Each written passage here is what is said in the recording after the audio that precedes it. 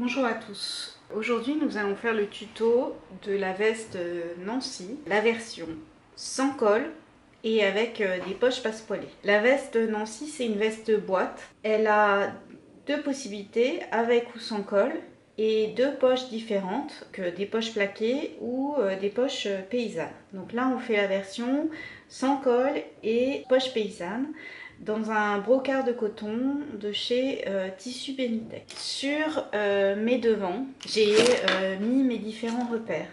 Donc mes repères pour la poche, je vais tracer son milieu.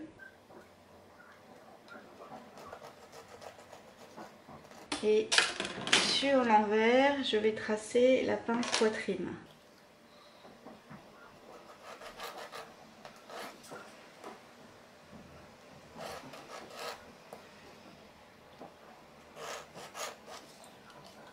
Pour la pince poitrine, on plie sur le trait central et on pique de l'extérieur vers la pointe des seins.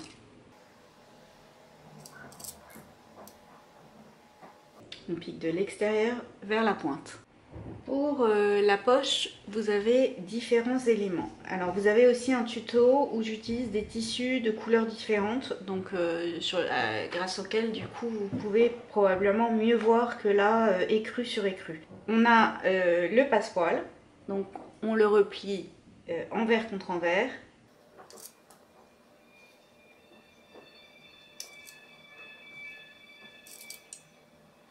Le petit fond de poche qu'on positionne sur le passepoil.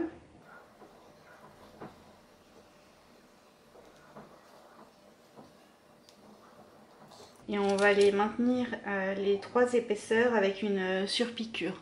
Comme mon ouverture de poche ici fait 3 cm, j'ai surpiqué à 1,5 cm.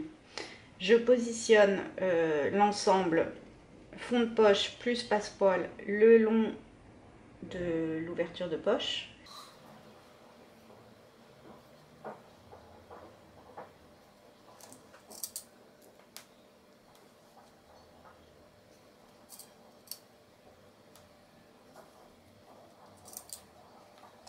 Et on va repiquer sur la couture que l'on vient de faire en s'arrêtant précisément ici à 1 cm des extrémités du fond de poche.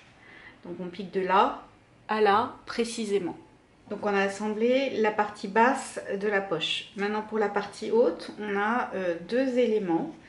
On a une petite bande et le fond de poche. Donc on assemble endroit contre endroit en piquant à 1 cm les deux épaisseurs.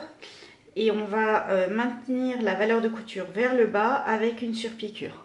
On positionne l'ensemble le long du centre de la poche. Donc la partie haute et basse sont bord à bord. Et pareil, on va piquer à 1,5.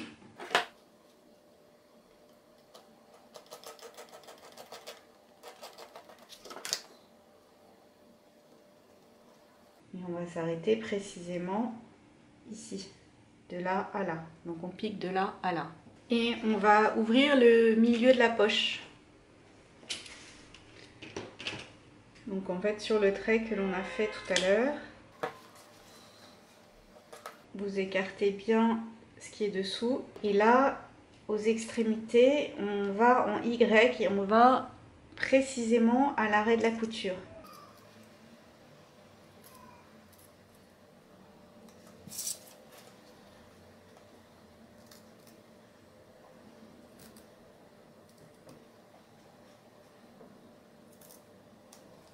On bascule tout sur l'envers.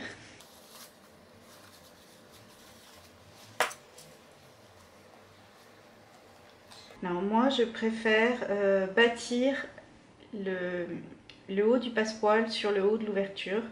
En fait c'est comme dans le commerce, la poche va être bloquée et bien en place. Donc là je vais bâtir les deux épaisseurs.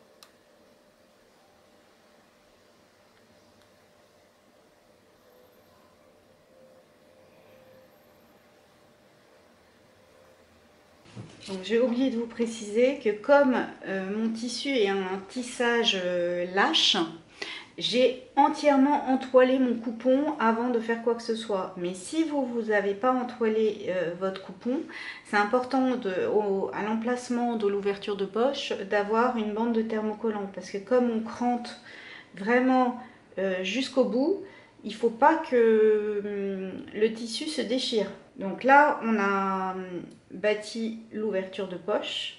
On peut aller repasser. On a repassé et maintenant on va pouvoir faire la couture de côté. Donc en fait, on va piquer le petit triangle ici de l'ouverture de poche. Donc on avait ouvert la poche en allant en Y aux extrémités. Donc on a le petit triangle qui est ici, le passepoil et le haut de la poche. Et on va piquer précisément là et tout le côté de la poche.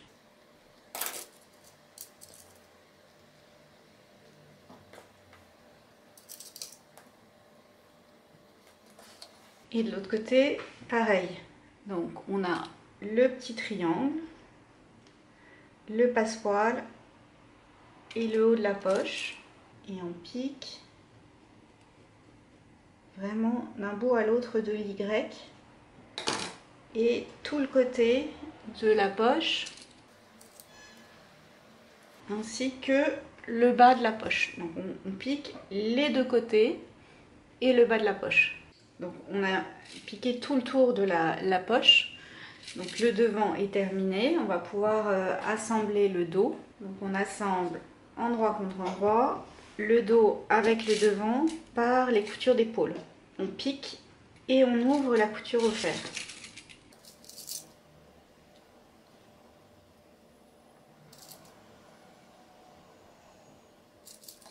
Et on va également faire la couture de côté.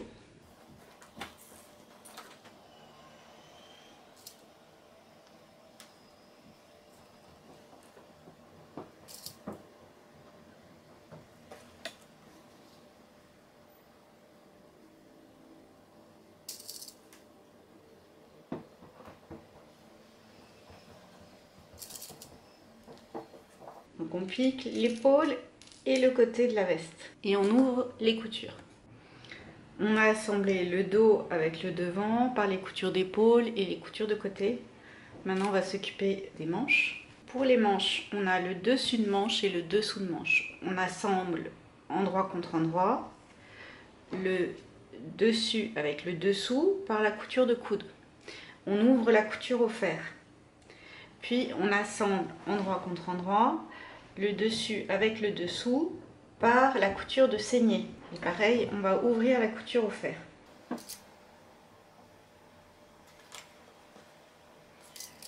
On retourne la manche sur l'endroit et le long de la tête de manche, on passe un fil de fronce. Donc on allonge le point de sa machine au maximum et on pique à 0,8 environ du bord. On insère la manche dans le corps et en faisant correspondre tous les crans de montage, on va piquer tout autour de l'emmanchure. Donc là, j'ai mon cran de dessous de bras.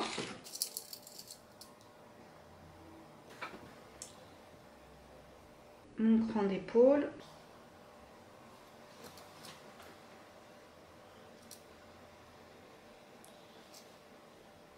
Sur le devant, j'ai 2 crans.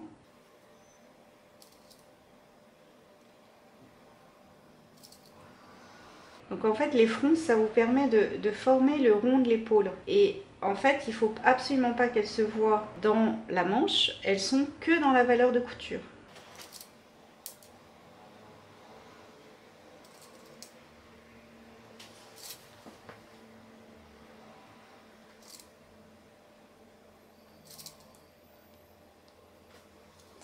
Et donc on va piquer en ayant la manche vers soi pour pouvoir répartir les fronces régulièrement et qu'elles ne se voient pas sur l'endroit du vêtement.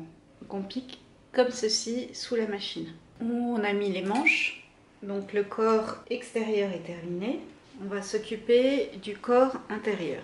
On assemble endroit contre endroit la parmenture dos avec les parementures devant par les coutures d'épaule. On pique et on ouvre la couture au fer. Sur la doublure devant, on a la pince poitrine, on va la former, mais on ne va pas la piquer. On fait correspondre l'écran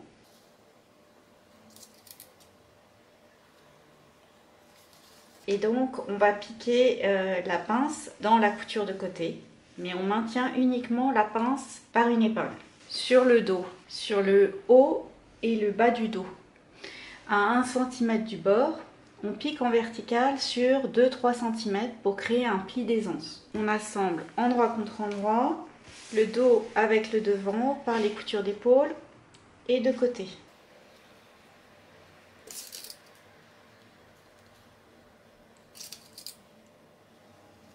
Donc là, dans la couture de côté, on va prendre la pince poitrine.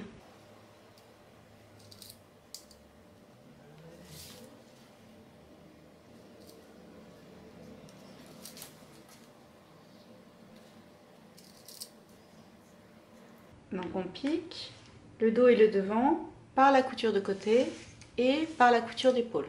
On assemble endroit contre endroit les parementures au corps en doublure.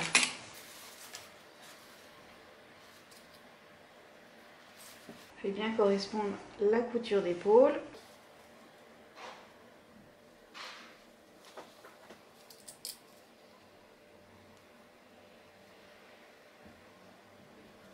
Le milieu dos.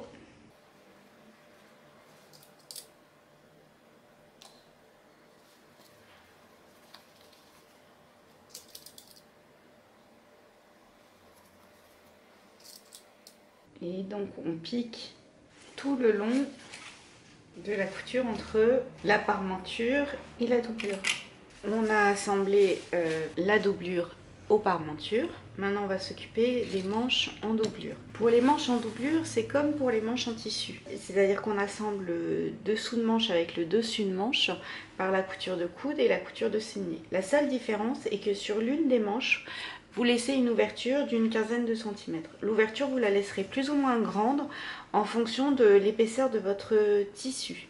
Sur la tête de manche, comme pour la manche en tissu principale, on passe à un fil de fronce.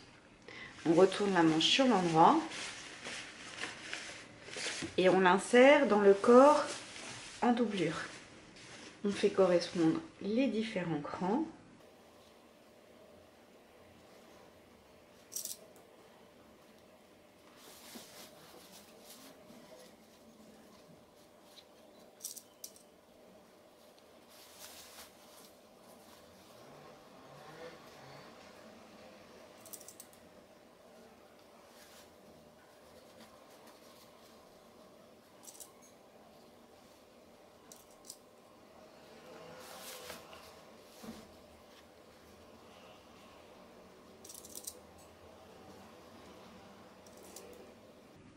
Et on pique tout autour de l'emmanchure en ayant la manche vers soi. Donc on met comme ça la manche sous la machine, de manière à répartir les fronces et qu'il n'y en ait pas dans la manche.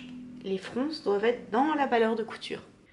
Maintenant que les deux corps sont terminés, le corps en doublure et le corps en tissu, on va les assembler endroit contre endroit par le bord devant, l'encolure et tout le bas de la veste.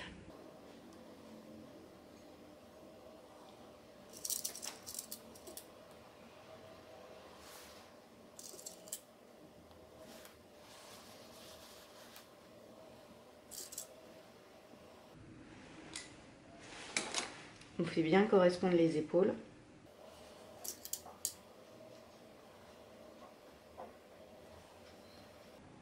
Et tout le bas de la veste.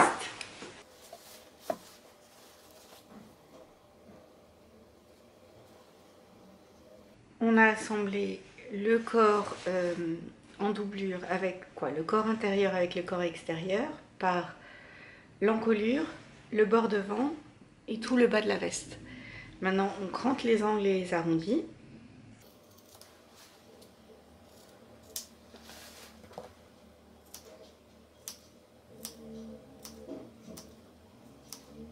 Il nous reste à assembler le bas des manches. Donc on les retourne, on met le bord devant face à soi et on forme un cercle avec les manches.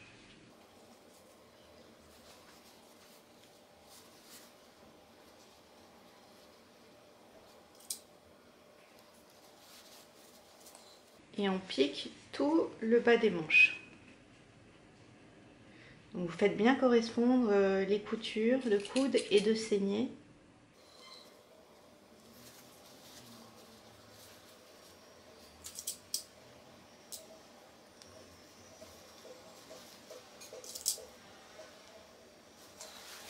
Donc en fait, on obtient ceci. Donc on a formé un cercle avec les manches. Il nous reste, avant de retourner, de mettre les épaulettes. Donc les épaulettes, sur celle que j'utilise, il y a un petit point ici qui indique le milieu de l'épaule. Donc on positionne le milieu. Et avec quelques points à la main, on va fixer le bord de l'épaulette sur la valeur de couture de la tête de manche.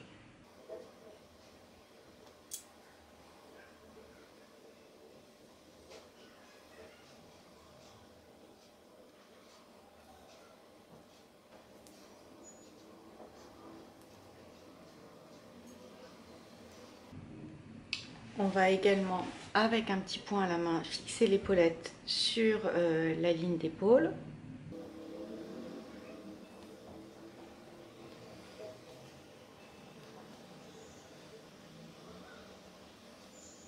Avant de retourner sur l'endroit, on va faire l'ourlet de 4 cm en bas de la veste et en bas des manches. Alors, en bas de la veste, vous avez ici un cran,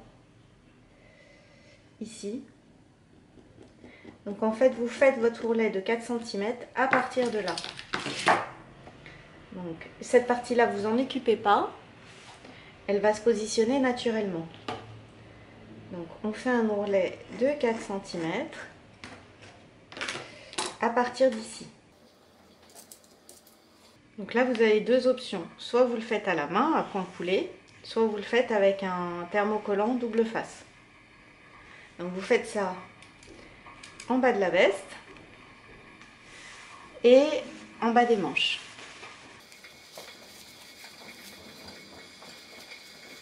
On fait un ourlet de 4 cm et on fixe l'ourlet. On retourne sur l'endroit en passant par le trou laissé dans la manche. J'ai retourné la veste sur l'endroit. Je voulais vous montrer cet endroit où là je vous avais dit de ne pas vous occuper de cette partie de l'ourlet. Donc vous voyez, une fois que ça se retourne et que vous repassez, tout se positionne normalement et vous avez un bel ourlet. J'ai fait mes boutonnières côté droit, cousu mes boutons côté gauche, réouvert mes poches et la veste Nancy est terminée. Donc là c'est la version sans col et poche paysanne.